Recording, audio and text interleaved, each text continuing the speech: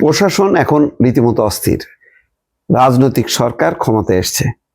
ক্ষমতায় এসেই এখনকার সর্বশেষ যে খবর, চাকরি গেল 9 সচিবের, 3 সচিবকে সরালো সরকার।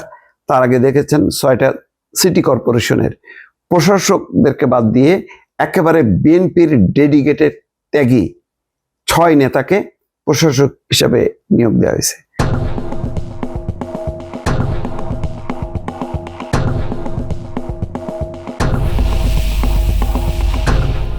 এটা নিয়ে অবশ্য টিপ্পনি কাটা হচ্ছে বা সমালোচনা করা হচ্ছে যে ডক্টর ইউনূসকে বলা হতো অনির্বাচিত সরকার, এখন তারা সব জায়গায় অনির্বাচিত ব্যক্তিদেরকে বসাচ্ছে। বিষয়টা তা না।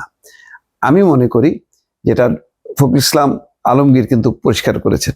তিনি কি বলেছেন যে একেবারে খুব শীঘ্রই নির্বাচন দেওয়া হবে। তো নির্বাচন দেওয়া হলেও সব মিলায় 3 মাস 4 মাস সর্বোচ্চ 6 মাস লাগতে পারে। তো এই 6 মাস কি আরো বিশৃঙ্খলা চলতে থাকবে? এই সংস্থাগুলো কি নিয়ন্ত্রণে নিয়ে আসবে না গভর্নমেন্ট? আর নিয়ন্ত্রণে আনতে গেলে কাদেরকে নিয়োগ দেবে? যারা ছিল তাদেরকে, নাকি নতুন করে আবার ওই সচিব টচিব এই সমস্ত যত রকম পুরানো লোকজন আছে বা বিদেশ ফেরত লোকজন আছে তাদেরকে বসাবে? রাজনৈতিক সরকার রাজনৈতিক লোকদেরকেই বসাবে, যার উপরে প্রধানমন্ত্রীর কন্ট্রোল থাকবে। তো এতে সমালোচনা করার কি আছে? সমালোচনা আসলে এগুলি হলো গায়ে জ্বলতেছে তাদের। এগুলি জ্বলার অনেক কারণ আছে। কারণ আগে তো এই সমস্ত বিভিন্ন প্রশাসক বিভিন্ন পদে নিয়োগ দিয়ে কে কত টাকা খাইছে। আল্লাহর রাস্তায় আমি সরকারকে অনুরোধ করব, এই নিয়োগ বদলি বিভিন্ন ঘুষ বাণিজ্যের মধ্য দিয়ে কে কত টাকা বানাইছে, জুলাই অভ্যুত্থানের আগে তাদের আর্থিক অবস্থা কেমন ছিল আর পরবর্তীতে এখন কার কি হয়েছে, এইটার একটা শ্বেতপত্র যেন তারা প্রকাশ করে এবং তদন্ত যাতে করে, তাতে স্বচ্ছতা বোঝা যাবে।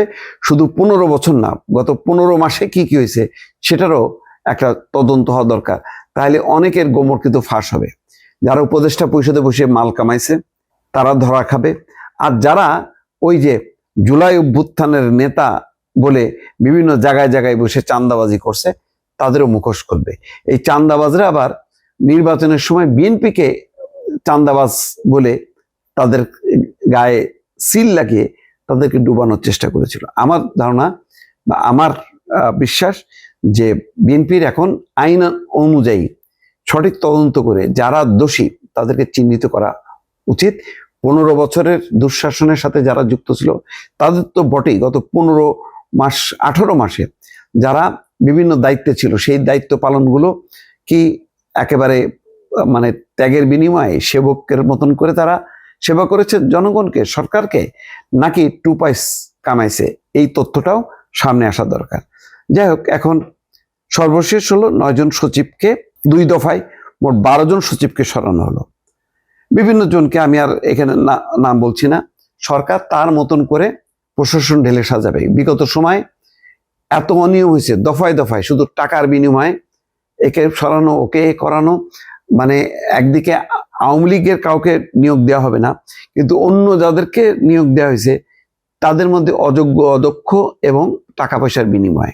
সুতরাং বিএনপি লম্বা সময় ক্ষমতায় ছিল, তারা প্রশাসনের নারী নক্ষত্র জানে যে কে বিএনপি না।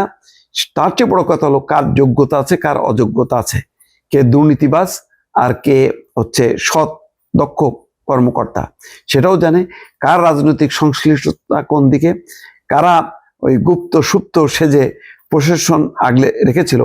এখন তাদেরকে চিহ্নিত করা হচ্ছে এবং সেই অনুযায়ী তাদেরকে সরিয়ে একেবারে সঠিক লোক বসানোর তারা চেষ্টা করছে। কতখানি চেষ্টা সফল হবে জানি না। যদি এর মধ্যে সমালোচনা আসে, নিশ্চয়ই সমালোচনার বিষয়গুলো সমালোচনার দৃষ্টিভঙ্গিতেই তুলে ধরবো, এই ব্যাপারে কোনো সন্দেহ নেই। কিন্তু প্রশাসনে পুলিশে যে একটা ব্যাপক রদবদল হওয়া দরকার, এটা অপরিহার্য। কারণ গত 15 মাসে আওয়ামী লীগ কর্মকর্তাদেরকে সরানোর নামে আর এক নৈরাজ্য তৈরি হয়েছিল, সেই নৈরাজ্যেরও এখন অবসান হওয়া দরকার। দর্শক।